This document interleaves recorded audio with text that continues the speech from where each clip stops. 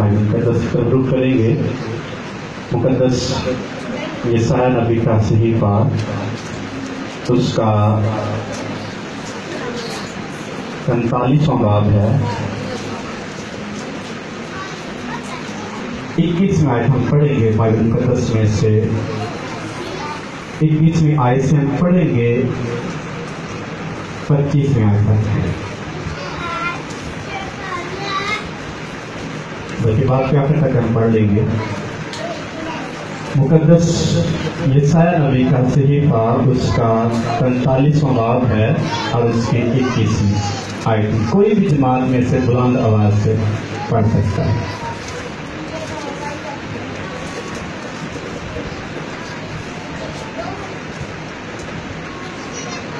इक्कीसवीं आयत पर हम थोड़ी देर की गौर करेंगे।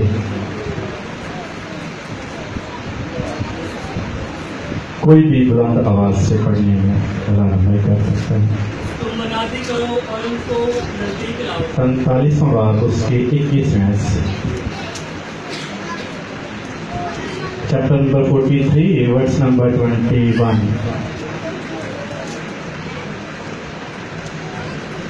कलाम पाक में लिखा, मैंने इन लोगों को अपने लिए बनाया ताकि वो मेरी हम्द करे।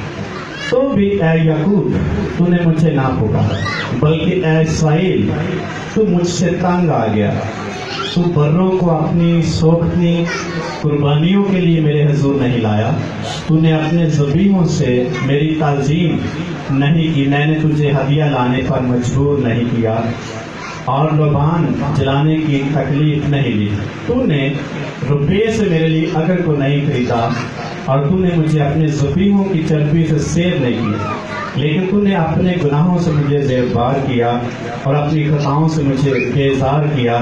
मैं ही वो हूँ जो अपने नाम की खातिर तेरे गुनाहों को मिटाता हूँ और मैं तेरी खताओं को याद नहीं रखूँगा। मुझे याद दिला, हम आपस में बहस करें।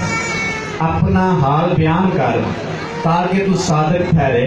तेरे बड़े बाप ने गुनाह किया और तेरे तफसीर करने वालों ने मेरी मुखालफत की है। इसलिए मैंने मकदिस के अमीरों को नापाक ठहराया और यकूब को लानत और इस्राएल को तानाज़री के हवाले किया। कलाम मुकद्दस का पढ़ा और सुना गया सबों के बाय से बरकत हो, आमीन। शुक्रिया तशरीफ रखें और बच्चों का अपने यशायाह नबी के वसीले से बनी इस्राएल के साथ खुदा हम कलाम होता है और खुदा शिकवे के तौर पर बोलता है।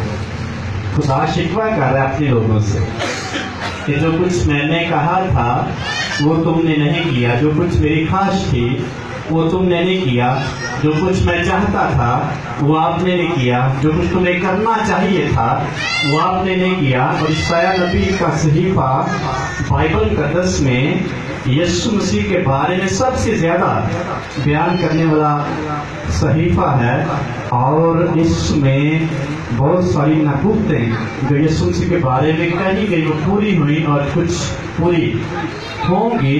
लेकिन यहाँ इस बाब में खुदा बनी इस्राएल से मुखातिब है और खुदा को कहता है, मैंने अपने लोगों को किस लिए बनाया?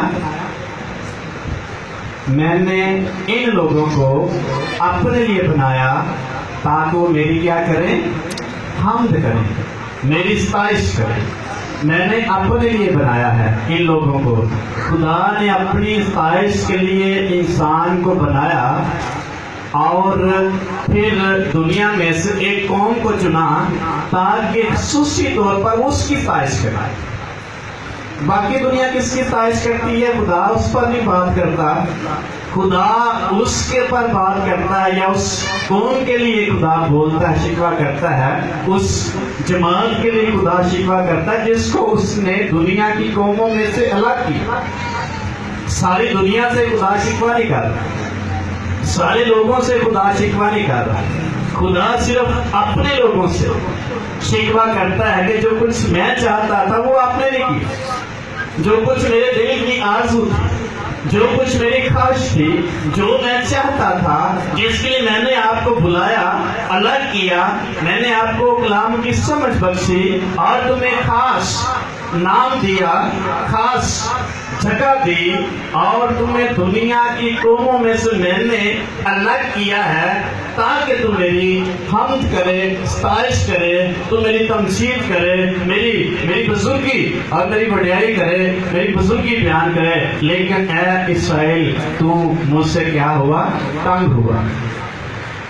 خدا کیا چاہتا ہے؟ ہم اس کی ستائش کریں۔ کتنے لوگ یہ کہنا چاہتے ہیں؟ لوگ کا خدا چاہتا ہے ہم اس کی ستائش کریں۔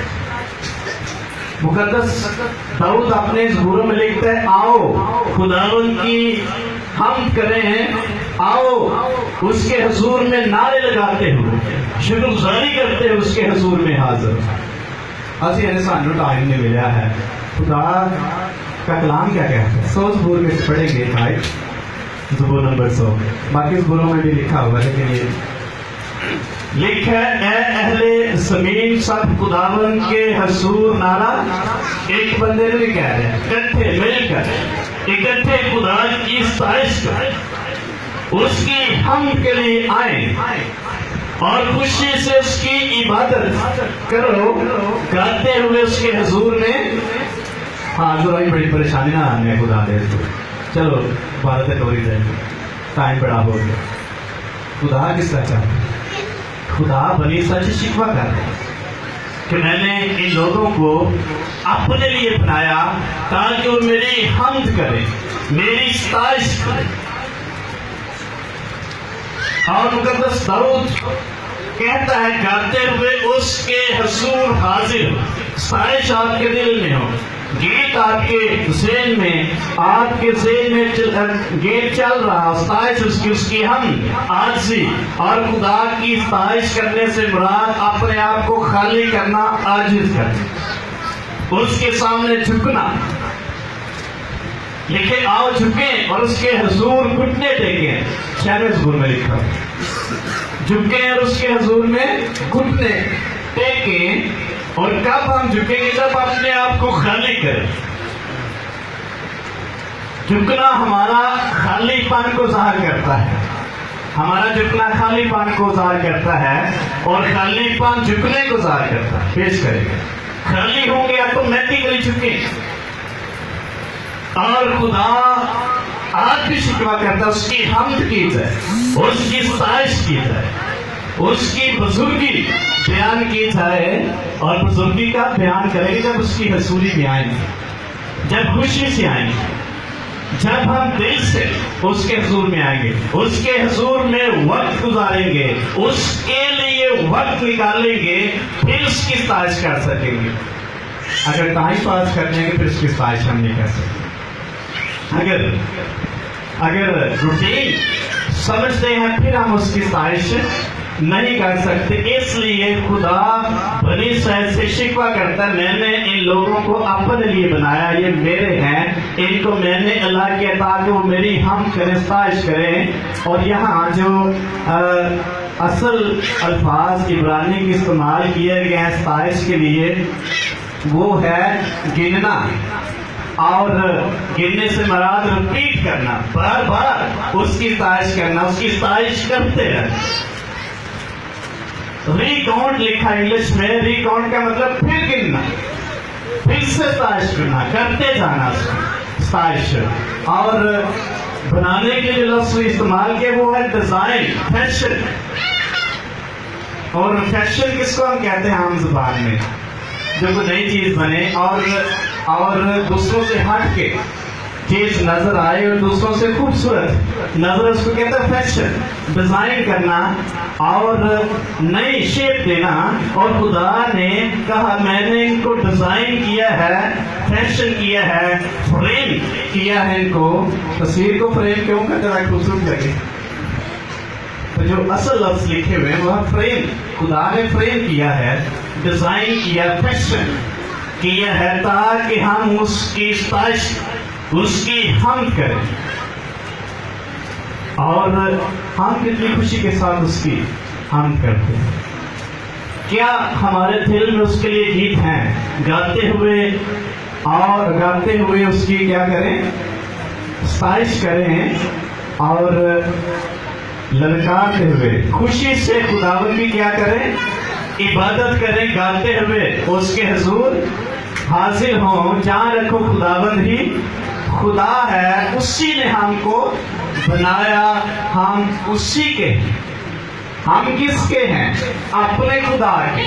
کتنا ہم اپنے خدا کو جانتے، کتنا ہم اپنے بلانے کے مقصد کو سمجھتے جانتے ہیں، خدا نے ہمیں کس لیے بنایا ہے، اس کی ستائش کریں۔ لکھے بائے زبور میں اسرائیل کی حمد و ثنا پر خدا کیا ہوتا ہے؟ تخت نشین ہوتا ہے، تخت خدا لگاتا ہے۔ ہم اکثر کہتے بھی ہیں جب پرستش ہوتی ہے خدا کا تخت لگتا ہے، کیا تخت کے سامنے آنے کے لیے ہمیں خوشی ہوتی ہے کہ جس قدر اس بھید کو سمجھیں گے، جس قدر اس مکاشفے کو جانیں گے، اسی قدر اپنے آپ کو خالی کرتے جائیں گے۔ جو شخص خالی نہیں کرے گا وہ اس کے سامنے جھک نہیں سکے۔ اس کے حضور اس کا جھکنا، خدا کی پرستش اور حمد اور ستائش اور بزرگی کے لیے خدا کے حضور آنا اس کے لیے ناممکن ہے، پاسبل نہیں ہو سکتا کہ وہ خدا کے حضور میں جھکے۔ جو شخص اکڑا ہوتا ہے اس کے لیے کسی کے سامنے جھکنا بڑا مشکل، اور جب اس کے اندر غرور ہوتا ہے، تکبر ہوتا ہے، وہ کسی کے سامنے جھکنا پسند نہیں کرتا کیونکہ وہ اپنے آپ کچھ سمجھتا ہے۔ جو شخص عاجز ہوتا ہے، خالی ہوتا ہے، وہ پاگل کو غلطی ہوئی جو معافی مانگ لیتا ہے۔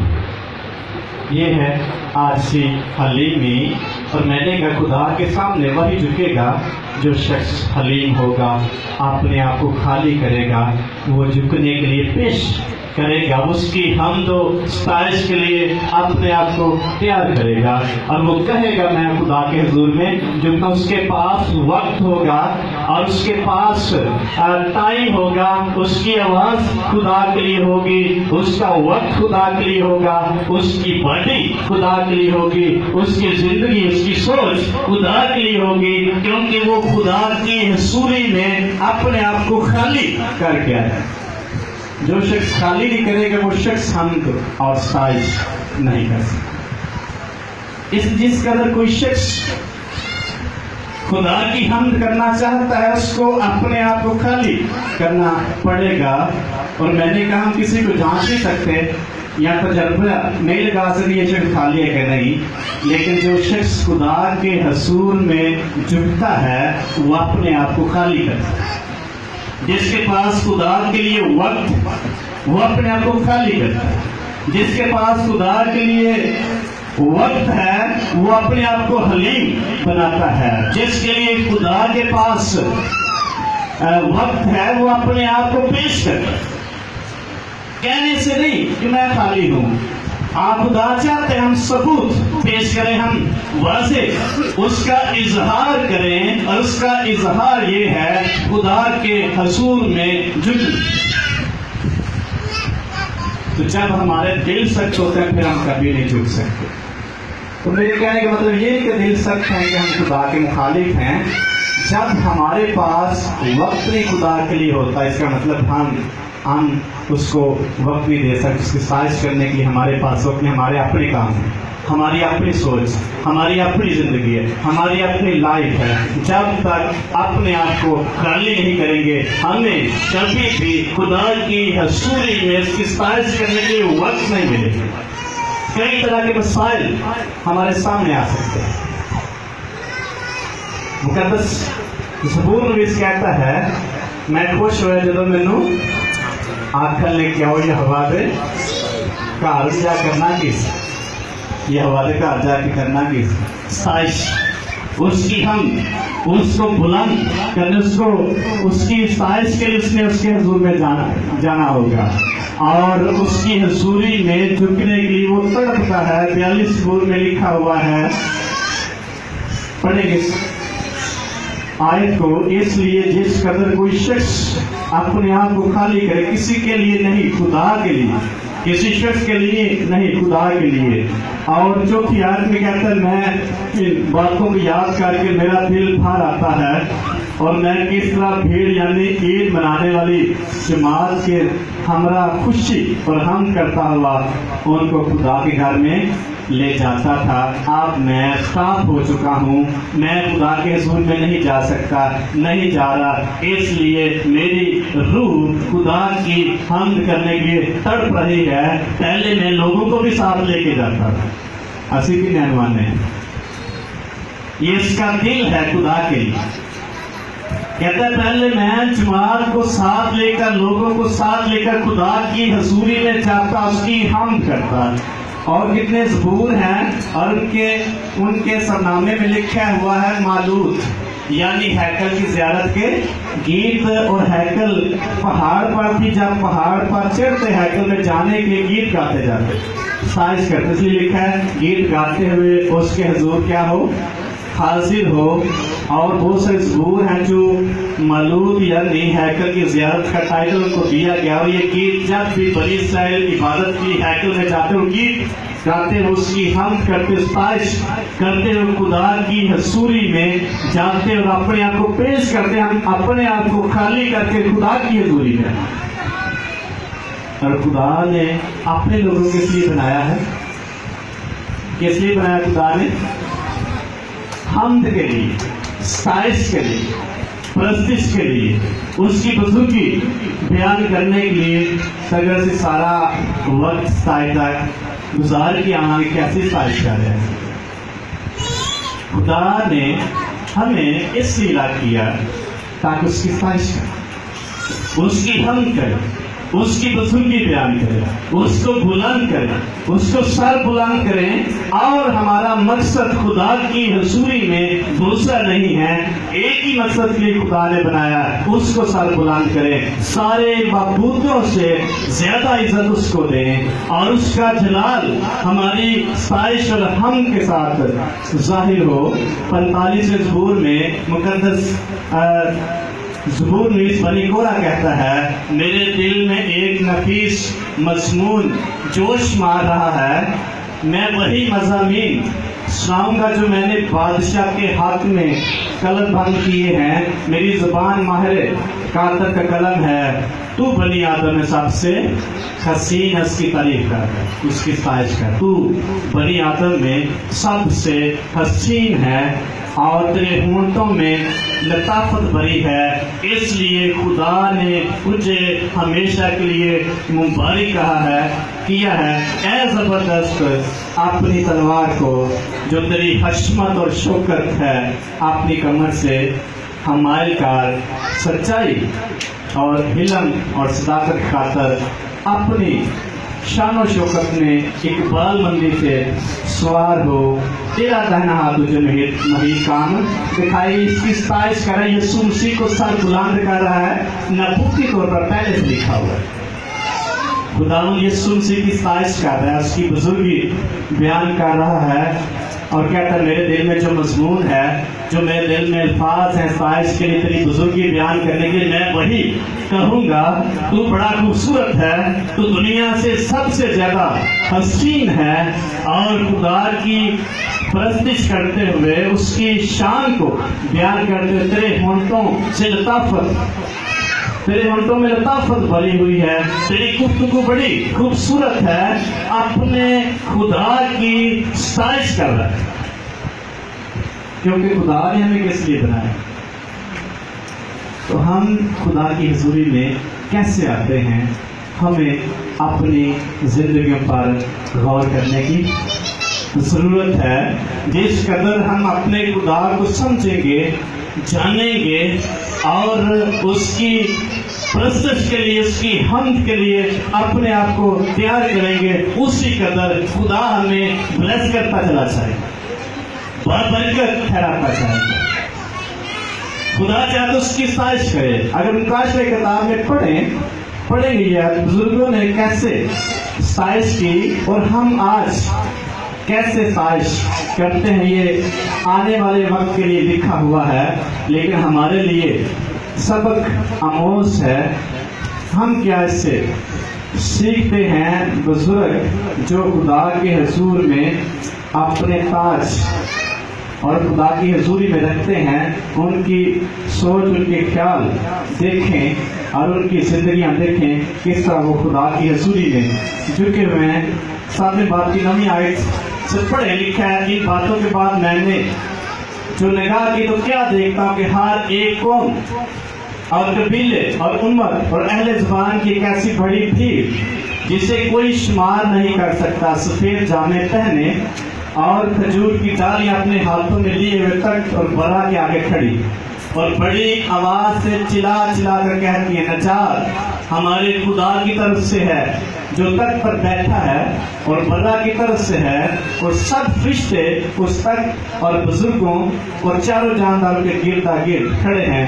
फिर वो तख्त के आगे मुंह के बल गिर पड़े और खुदा को सजदा कर कहा, आमीन, हम और तमसीह और हिकमत और शुक्र और इज्जत और कुदरत और ताकत अब्दुल अबाद हमारे खुदा की हो, आमीन। बुजुर्गों में से एक ने मुझसे कहा कि ये सफेद जामे पहने हुए कौन हैं और कहाँ से आए हैं? मैंने उससे कहा कि ऐ मेरे खुदावन, तू ही जानता है। उसने मुझसे कहा, ये वही है जो उस बड़ी मुसीबत में से निकल कर आए। तो आगे जब पढ़ते वहाँ लिखा है, वो खुदा की हम करते, लेकिन तमजीद करने वाले हम साइज बुजुर्गी सारा कुछ खुदा के लिए बयान करते हैं और सारा जलाल अपने खुदा को देते हैं। हमारा मकसद खुदा की हजूरी में आने का, उसकी हम करना, उसकी साइज है और इससे बढ़कर नहीं। अगर तो दूसरा है वो दूसरे दर्जे का है। पहला मकसद ईमानदार शख्स का खुदा की साइज के उसकी हजूरी में। इसलिए हम कैसे खुदा के हुजूर में, हमारी क्या सूरत है खुदा के हुजूर में आना? खुदा ने हमें एक मकसद के लिए बनाया ताकि उसकी क्या करें, हम करें। लेकिन खुदा शिकवा करता है बनी इसराइल से, लेकिन ऐश को तू मुझसे तंग है। इसका मतलब कि खुदा की हमद वो नहीं कर दे और खुदा का तू मुझसे तंग है। मैं तुझे इबादत के लिए कहता, तू मुझसे तंग। मैं तुझसे हमद के लिए कहता, तू मुझसे तंग। और आज का ईमानदार अक्सर हम देखते हैं वो तंग होता है इबादत करने के लिए। तंग कैसे? उसके पास वक्त नहीं, बड़े मसाइल और बड़े काम है उसकी जिंदगी में, और वो गलत नहीं है, उसकी जिंदगी के लिए जिंदगी का हिस्सा है। लेकिन वो शख्स बड़ी मजबूरी से खुदा की हजूरी में आने के लिए वक्त निकालता, उसके पास वक्त नहीं। इसका मतलब तंग है, बड़ी मुश्किल से खुदा की वक्त निकालता है, बड़े काम है उसके लिए। लेकिन खुदा ने बनी इस्राएल को शिकवा करके कहा, मैंने इन लोगों को तुम्हें इसलिए बनाया, तुम मेरी हमद करो, तुम मेरी सताइश करो, तुम मेरी प्रस्तुत करो ताकि मैं खुश हूं। इसलिए हमारे अंदर अपने खुदा के लिए कितना जज्बा है, कितनी मोहब्बत है। हम उसकी सताइश के लिए, उसकी हजूरी में कितना वक्त है हमारे पास। पुराने अरना में जब देखते हैं खुदा ने मजबूर किया कि तुम सबत का दिन क्या रखना, पाक रखना। जो सबत के दिन कोई काम काज करेगा वो क्या किया जाएगा, संसार किया जाएगा, उसको मार दिया जाएगा क्योंकि उसने खुदा की तमजीद नहीं की, उसने खुदा की हमद नहीं की। खुदा की बात मानना, खुदा की हमद करना, उसकी इज्जत करना, उसको इज्जत देना। जो कुछ कलाम कहता है अगर हम मानते हैं, खुदा को सर बुलंद करते हैं। खुदा अगर कहता है, कलाम कहता है बिला नागा दुआ करो, अगर हम बात मानते हैं इसका मतलब हम खाली हैं और खुदा की बात मान के उसको जलाल देते, उसको इज्जत देते हैं। अगर नहीं करते तो इसका मतलब हम खुदा की मुखालफत जब उसके सामने खड़े होते, मैं दुआ नहीं कर सकता, नहीं कर सकता। अगर बाप या माँ कहे ये काम करो तो बेटा या बेटी कहे मैं नहीं कर सकता, इसका उसके सामने खड़ा हो तो मैं ये काम نہیں کر سکتا، نہیں کروں گا، نہیں کروں گی، اس کا مطلب وہ بات کو فیس کرتا ہے، اس کی عزت نہیں کر رہا، اس کی بات نہیں مان رہا۔ اگر خدا کہتا ہے بلا نگا دعا کرو، نہیں کرتے تو اپنے باپ کو فیس کرتے، اس کا مقابلہ کرتے ہیں۔ اگر خدا کہتا سبت کا دن پاک ماننا، اگر نہیں مانتے تو خدا کو فیس کر رہے، اس کا مقابلہ کر رہے۔ اگر خدا کہتا میں نے تمہیں اپنے لیے بنایا تھا کہ میری حمد کرو، ہم نہیں کرتے، اس کو فیس کرتے ہیں۔ اور جو شخص خدا کو فیس کرتا ہے، خدا کا مقابلہ کرتا ہے، کبھی بھی سرفراز اور سر بلند نہیں ہو سکتا۔ کیسے؟ پڑھیں گے آیت مقدس ایوب نبی کا صفہ اس کا نامہ باب ہے۔ جو شخص خدا کو فیس کرے گا، فیس کیسے کرتے ہیں؟ اپنے ایکشن